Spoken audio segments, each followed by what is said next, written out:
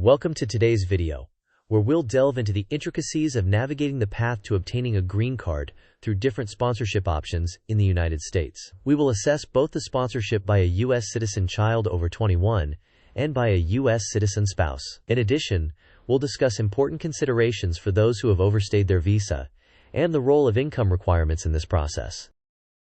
In today's video, we'll cover the following topics: sponsorship by a U.S. citizen child, sponsorship by a U.S. citizen spouse, important considerations for those who have overstayed their visa, the Affidavit of Support requirements, and finally, our recommendations. Let's start by examining the sponsorship process by a U.S. citizen child. An essential requirement is that the child must be at least 21 years old to petition for their parent. Generally, the child-parent relationship can be established with a birth certificate, making it easier in terms of the required evidence. In addition, the child must meet the income requirements to support the parent, ensuring they won't become a public charge. This diagram illustrates the process of green card sponsorship by a U.S. citizen child. It highlights the essential steps, such as the age requirement, which is at least 21 years, obtaining necessary documentation like a birth certificate, and meeting income requirements to provide support to the parent. Now let's discuss the sponsorship process by a U.S. citizen spouse. This path requires more documentation to prove the legitimacy of the marriage. You may need to provide evidence such as joint bank accounts, leases, photos, and other documents showing a genuine relationship. The USCIS closely scrutinizes the marriage to ensure it is genuine and not just for immigration purposes. Let's test your understanding so far. Which sponsorship process typically requires more documentation? Option A: sponsorship by a U.S. citizen child. Option B: sponsorship by a U.S. citizen spouse. You may pause the video now to think about your answer. We will discuss the answer in the next section of the video.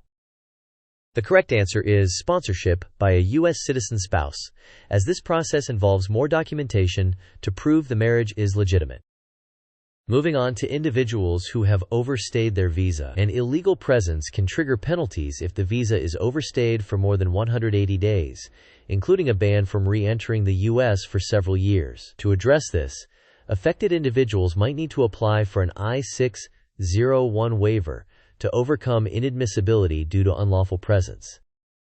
Now, let's explain the income requirements and the Affidavit of Support. Whether sponsored by a child or spouse, the sponsor must meet the minimum income requirements, as determined by the poverty guidelines updated annually. As part of the process, the sponsor will need to file an Affidavit of Support, Form I-864. This document confirms the sponsor's ability to financially support the applicant. To conclude, here are some final recommendations. First, consult with an immigration attorney to get professional legal advice specific to your situations.